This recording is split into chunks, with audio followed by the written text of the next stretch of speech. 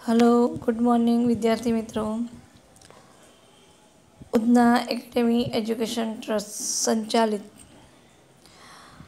Shrimati MJ. Mehta प्राथमिक शाळाना शिक्षिकाबेन हूँ श्रीमती हंसाबेन गज्जर आप सौનું हार्दिक स्वागत करूँ છું।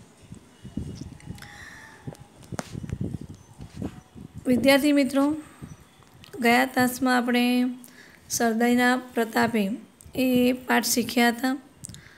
આ પાઠ સાંભળવાની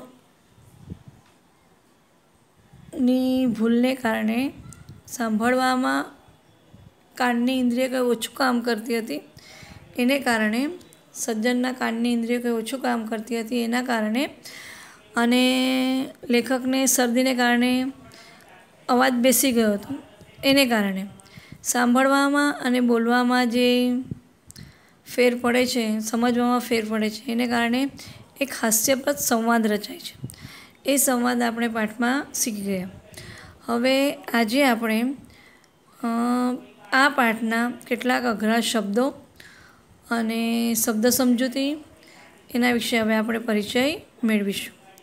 તો હવે આપણે પાઠ શરૂ કરીએ છીએ। શરદીના પ્રતાપે એની પ્રથમ છે શબ્દ સમજૂતી। શબ્દ સમજૂતીમાં અઘરા શબ્દો અને એના અર્થો છે। એમાં પહેલું છે સદગૃહસ્થ। સદગૃહસ્થ એટલે સજ્જન પ્રતિષ્ઠિત માણસ। ઇન્દ્રિય એટલે વિષયનું જ્ઞાન કરાવનારું શરીરનું અંગ। આવી જ્ઞાનેન્દ્રિયો 5 છે: આંખ, નાક, કાન, જીભ, ચામડી। આપણે આવી 5 ઇન્દ્રિયો છે જેની મદદથી આપણે બધા વિષયોનું જ્ઞાન થાય છે। દાખલા તરીકે આંખ જોવાનું કામ કરે, કાન સાંભળવાનું, નાક સૂંઘવાનું, જીભ સ્વાદ પારખવાનું, ચામડી સંવેદનાનું। ત્યાર પછી આવે છે કંઠ એટલે ગળું। કંઠ એટલે ગળું। પક્ષપાત એટલે તરફદારી। પક્ષપાત એટલે તરફદારી। અશક્ય એટલે નબળું। અશક્ય એટલે નબળું। તસ્દી એટલે તકલીફ, મહેનત। તસ્દી એટલે તકલીફ, મહેનત। કોકો। કોકો એક ઝાડના બીજની ભૂકી તેનું પીણું બનાવાય। કોકો એટલે એક ઝાડના બીજની ભૂકી તેનું પીણું બનાવાય અને એને કોકો કહેવાય। પીએ છે કોકો બધા જાણો જ છો અને બધાએ પીધો જ છે। ડોકું, ગરદન। ડોકું, ગરદન। અલબત્ત, જોકે। અલબત્ત, જોકે। મહેરબાન, કૃપાવંત। બીજું છે હિત અને ભલું ઈચ્છનાર। મહેરબાન એટલે કૃપાવંત, હિત અને ભલું ઈચ્છનાર। નિશ્ચય એટલે નિર્ણય। આ સાથે શબ્દના અર્થ, ચોપડીમાંના જે શબ્દો આવે એના અઘરા અર્થની સમજૂતી અહીં પૂર્ણ થાય છે। હવે આવે છે ભાષા સજ્જતા। ભાષા સજ્જતામાં આજે તમારે શીખવાનું છે વ્યાકરણ સંજ્ઞા। પહેલાં તો સંજ્ઞા એટલે શું તે જોઈએ। કોઈ ચોક્કસ વ્યક્તિ, સ્થળ, પદાર્થ કે પ્રાણીનો ઓળખ સૂચવતા પદને સંજ્ઞા કહે છે। કોઈ પણ ચોક્કસ વ્યક્તિ હોય, સ્થળ હોય, પદાર્થ હોય, પ્રાણી હોય, એની ઓળખ સૂચવવા માટે એક ચોક્કસ શબ્દ વપરાય। શબ્દ એટલે કે પદ, અને એ જે સૂચવે એને કહેવામાં આવે સંજ્ઞા। હવે અહીંયા કેટલાક વાક્યો લખ્યા છે, એમાં આપણે સંજ્ઞા ઓળખવાની છે। તો પહેલું છે ગાંધીજીએ સત્યાગ્રહ કર્યો। ગાંધીજીએ સત્યાગ્રહ કર્યો। હવે ગાંધીજીએ સત્યાગ્રહ કર્યો, એમાં ગાંધીજી એક ચોક્કસ વ્યક્તિનું નામ છે, એટલે આમાં ગાંધીજી એ સંજ્ઞા છે અને એનો પ્રકાર છે વ્યક્તિવાચક સંજ્ઞા। હમણાં તમારે પ્રકાર નહીં શીખવાના 5મા ધોરણમાં, આગળ તમે જશો વ્યાકરણ શીખશો એમાં સંજ્ઞાના પ્રકારો પણ આવશે। હમણાં તમારે ફક્ત સંજ્ઞા ઓળખવાની છે। તો આમાં ગાંધીજી એ સંજ્ઞા છે અને એનો પ્રકાર છે વ્યક્તિવાચક સંજ્ઞા. પછી છે મોર આપણું રાષ્ટ્રીય પક્ષી છે. તો મોર એ એક પક્ષીનું ચોક્કસ નામ છે અને પક્ષી એ જાતિ બતાવે છે. એટલે મોર એ વ્યક્તિવાચક સંજ્ઞા છે અને પક્ષી એ જાતિવાચક સંજ્ઞા છે. હું પ્રકાર સાથે કહું છું સંજ્ઞાના, પણ સંજ્ઞાના પ્રકાર હમણાં તમારે નથી, એટલે તમે ફક્ત એની જે સંજ્ઞા છે તે ઓળખજો. મોર અને પક્ષી એ સંજ્ઞા છે, પણ તમને સમજવા માટે હું એનો પ્રકાર જણાવું છું. હિમાલય સૌથી ઊંચો પર્વત છે. હિમાલય એક પર્વતનું ચોક્કસ નામ છે, એટલે હિમાલય એ પણ સંજ્ઞા છે અને એ સંજ્ઞા છે વ્યક્તિવાચક સંજ્ઞા. સત્યનો હંમેશા વિજય થાય છે. સત્ય એ ભાવ દર્શાવે, એટલે આ સત્ય એ ચોક્કસ શબ્દ દર્શાવે છે, એટલે એ સંજ્ઞા કહેવાય અને એ ભાવવાચક સંજ્ઞા છે. ત્યાર પછી છે લીમડાનું દાંતણ ઉત્તમ છે. તો લીમડા એ ઝાડનું નામ છે, દાંતણ એ પ્રકાર જાતિ બતાવે છે. તો આ જે શબ્દો છે ગાંધીજી, ઉપરના વાક્યોમાં ગાંધીજી, હિમાલય, લીમડો, દાંતણ, મોર, પક્ષી, સત્ય વગેરે શબ્દો ચોક્કસ વ્યક્તિ, સ્થળ કે પદાર્થને ઓળખ સૂચવે છે. આવા ઓળખ સૂચવતા શબ્દોને સંજ્ઞા તરીકે ઓળખવામાં આવે છે. ખાસ ધ્યાન રાખજો કે સંજ્ઞા કોને કહેવાય? ચોક્કસ ઓળખ સૂચવતા શબ્દોને સંજ્ઞા કહે છે. આ સંજ્ઞાની વ્યાખ્યા મોડે કરજો અને સંજ્ઞા ઓળખવાનો પ્રકાર કરજો. પરીક્ષામાં આવું બધું પૂછાય છે, એટલે ખાસ ધ્યાન રાખજો. તો આ સાથે ભાષા સજ્જતામાં જે વ્યાકરણમાં આપણે સંજ્ઞા શીખ્યા તે અહીં પૂર્ણ થાય છે. હવે આવે છે પાઠનો સ્વાધ્યાય. સ્વાધ્યાયમાં પહેલો સવાલ છે પ્રશ્ન 1. નીચેના દરેક પ્રશ્નોનો ઉત્તર એક એક વાક્યમાં લખો. નીચેના દરેક પ્રશ્નોનો ઉત્તર એક એક વાક્યમાં લખો. ગળે પડવાની ટેવ કઈ બીમારીને વધારે હોય છે? સવાલમાં મારથી કંઈ લખવાનું રહી ગયું છે, ચોપડી ખોલજો અને સવાલ જોજો અને પછી લખજો. ગળે પડવાની ટેવ કઈ બીમારીને વધારે હોય છે? ગળે પડવાની ટેવ શરદીની બીમારીને વધારે હોય છે. ગળે પડવાની ટેવ શરદીની બીમારીને વધારે હોય છે. હવે સવાલ બીજો છે. લેખકને આવકાર આપતા સદગૃહસ્થ કયું વાક્ય બોલે છે? લેખકને આવકાર આપતા સદગૃહસ્થ કયું વાક્ય બોલે છે? મારથી ભૂલથી સવાલ જ લખાઈ ગયો છે બીજી વાર, પણ હું જવાબ કહું છું, ધ્યાનથી સાંભળજો અને પછી નોટમાં એ લખજો. લેખકને આવકાર આપતા સદગૃહસ્થ બોલે છે કે? લેખકને આવકાર આપતા સદગૃહસ્થ બોલે છે કે ઓહો, આજ કંઈ આ તરફ, ઓહો, આજ કંઈ આ તરફ, કેમ તબિયત તો સારી છે ને, કેમ તબિયત તો સારી છે ને. આ જવાબ હું ફરીથી એકવાર બોલું છું, કારણ કે મારાથી સવાલ જ લખાઈ ગયો છે બીજી વાર, એટલે ધ્યાનથી સાંભળજો અને લખતી વખતે ધ્યાન રાખજો. લેખક આવકાર આપતા સદગૃહસ્થને આ વાક્ય બોલે છે, ઓહો, આજ કંઈ આ તરફ, કેમ તબિયત તો સારી છે ને.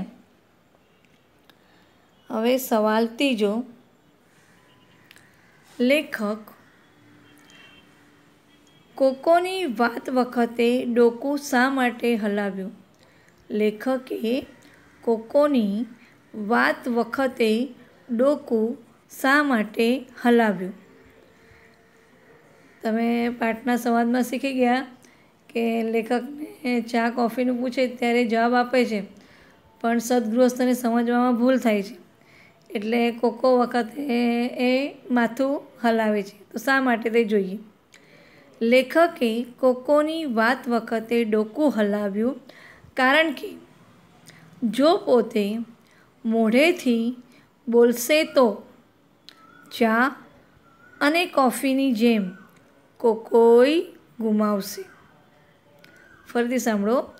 લેખકે કોકોની વાત વખતે ડોકું હલાવ્યું કારણ કે જો પોતે મોઢેથી બોલશે તો ચા અને કોફીની જેમ કોઈ ગુમાવશે. એટલે એ પોતે બોલતા નથી, ફક્ત ડોકું હલાવે છે. હવે આવે છે પ્રશ્ન 2. નીચેના પ્રશ્નોના ઉત્તર લખો. પહેલાં એક વાક્યના સવાલ જવાબ હતા. આ થોડા મોટા છે. મુદ્દાસર જવાબ લખે ને તે. તો પહેલો સવાલ છે, લેખકે પેલા સજ્જન વિશેની કઈ વાતની ખબર નહોતી? લેખકને પેલા સજ્જન વિશેની કઈ વાતની ખબર ન હતી?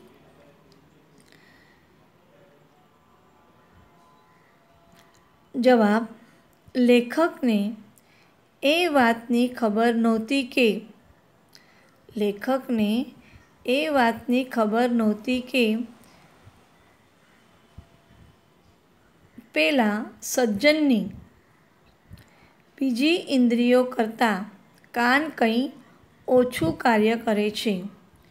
લેખકને એ વાતની ખબર નહોતી કે પેલા સજ્જનની બીજી ઇન્દ્રિયો કરતાં કાન કંઈ ઓછું કાર્ય કરે છે. હવે છે સવાલ બીજો. લેખક સજ્જનને મળ્યા તે વખતની બંનેની સ્થિતિ કેવી હતી? લેખક સજ્જનને મળ્યા તે વખતે બંનેની સ્થિતિ કેવી હતી? જવાબ છે, લેખક સજ્જનને મળ્યા તે વખતે લેખકનો અવાજ ઠેઠ ઊંડો ઉતરી ગયો હતો. લેખકનો અવાજ ઠેઠ ઊંડો ઉતરી ગયો હતો અને એ સજ્જનના કમજોર કાન શરદીને લીધે વધારે અશક્ત બન્યા હતા. લેખક સજ્જનને મળ્યા તે વખતે લેખકનો અવાજ ઠેઠ ઊંડો ઉતરી ગયો હતો અને એ સજ્જનના કમજોર કાન શરદીના લીધે વધારે અશક્ત બન્યા હતા. હવે છે સવાલ ત્રીજો. સજ્જને સમજવામાં કંઈ ભૂલ કરી તેવું લેખકને ક્યારે લાગ્યું? સજ્જને સમજવામાં કંઈ ભૂલ કરી તેવું લેખકને ક્યારે લાગ્યું?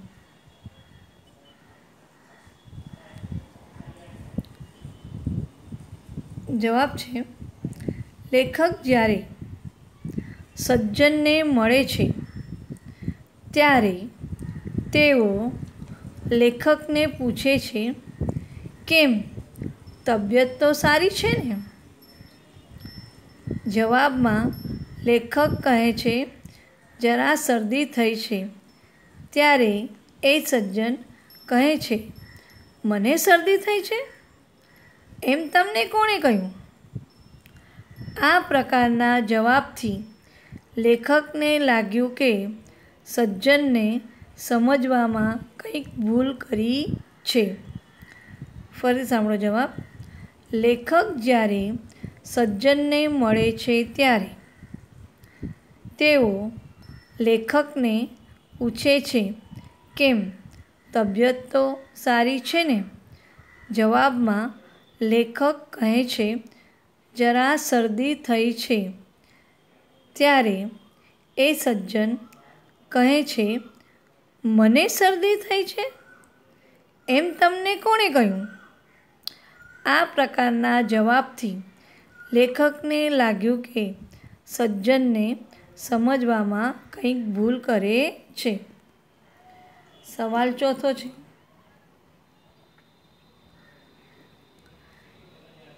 લેખકે ચા પીવાની હા પાડી છતાં ચા કેમ ન મળી? લેખકે ચા પીવાની હા પાડી, છતાં ચા કેમ ન મળી?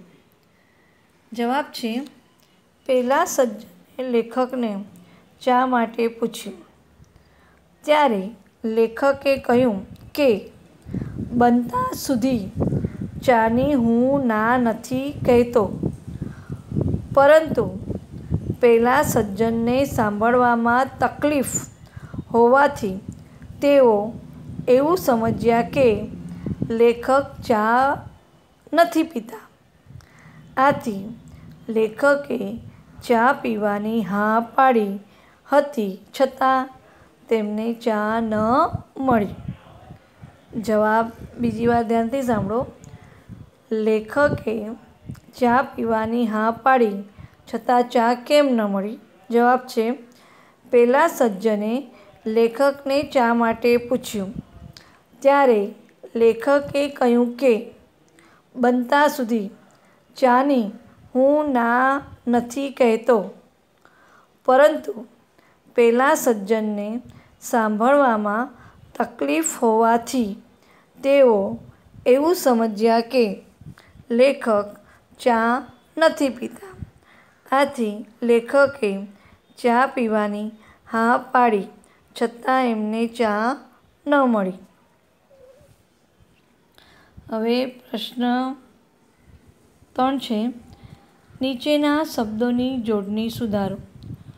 જોડણી ધ્યાનથી જોજો અને લખતી વખતે ધ્યાન રાખજો. જવાબમાં મેં લખેલા જ છે, એટલે ખાસ જોજો. ગૃહસ્થ ને સાચો જવાબ છે ગૃહસ્થ. સ્થિતિમાં રસ્વઈ દીર્ઘઈમાં ભૂલ છે, અને એ રસ્વઈ દીર્ઘઈ કેવી રીતે કરે તે જોજો. સ્થિતિ. ત્રીજું છે તબિયત. તબિયત લખ્યું છે, પણ સાચી જોડણી છે તબિયત. સુલોચના. સુલોચનામાં સુ દીર્ઘઈ છે, પણ સાચી જોડણીમાં સુલોચનામાં આવે રસ્વઈ, એટલે સુલોચના. નિશ્ચય અને નિશ્ચય. આ જોડણી લખતી વખતે ખાસ ધ્યાન રાખજો. હવે આવે છે પ્રશ્ન 4, નીચેના શબ્દોના સમાનાર્થી શબ્દો આપો. નીચેના શબ્દોના સમાનાર્થી શબ્દો આપો. પહેલો શબ્દ છે ખબર. ખબર એટલે સમાચાર. ખબર એટલે સમાચાર. પક્ષપાત. પક્ષપાત એટલે તરફદારી. પક્ષપાત એટલે તરફદારી. તસ્દી. તસ્દી એટલે તકલીફ. તસ્દી એટલે તકલીફ. આનંદ. આનંદ એટલે મોજ. આનંદ. આનંદ એટલે મોજ. આખરે. આખરે એટલે છેવટે. આખરે એટલે છેવટે. ઉતાવળ. ઉતાવળ એટલે ત્વરા. ઉતાવળ એટલે ત્વરા.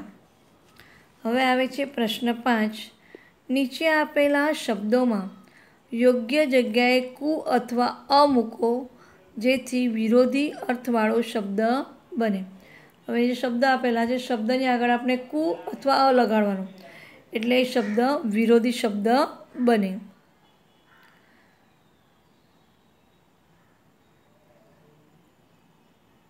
હવે એ વિરોધી શબ્દવાળો પ્રશ્ન આપણે હવે પછીના પીરિયડમાં કરીશું. તો હવે હું રજા લઉં છું. આ જે સ્વાધ્યાયનું આપણે આજે કર્યું એનો પ્રશ્ન 1, 2, 3 અને 4 પ્રશ્ન કર્યા. એમાં પહેલો પ્રશ્ન આપણે કર્યો એક વાક્યમાં જવાબ લખો. બીજો પ્રશ્ન ઉત્તર આપો મુદ્દાસર. ત્રીજો પ્રશ્ન કર્યો આપણે શબ્દની જોડણી સુધારો. ચોથો કર્યો સમાન શબ્દ. તો આ 4 પ્રશ્નો અને આપણે જે અઘરા શબ્દોની સમજૂતી કરી તે અને સંજ્ઞા ભાષા સજ્જતામાં, આ બધું વસ્તુ બધાએ ઘરકામમાં ઘરે લખવાનું છે અને લખીને હોમવર્ક શનિવારે બતાવવાનું છે. શનિવારે તમારું હોમવર્ક જોવામાં આવશે. તો વિદ્યાર્થી મિત્રો, ઘરે છો અને સાથે સાથે ભણજો પણ, ઘરની બહાર નીકળતા નહીં અને આપણું ભણવાનું અભ્યાસ ચાલુ જ રાખજો. જેમ જેમ તમારું નોટમાં બધું લખાઈ જાય તેમ તેમ થોડું થોડું બધું મોઢે પણ કરતા જજો. 5 પાઠ પૂર્ણ થશે પછી દરેક પાઠની હું એક એક કસોટી હું તમને પેપર તરીકે આપીશ ને તમારે પૂર્ણ કરવાની રહેશે. એટલે જેમ જેમ લખતા જાઓ તેમ તેમ બધું મોઢે પણ કરતા જજો. ચાલો, હું આ સાથે હવે રજા લઉં છું.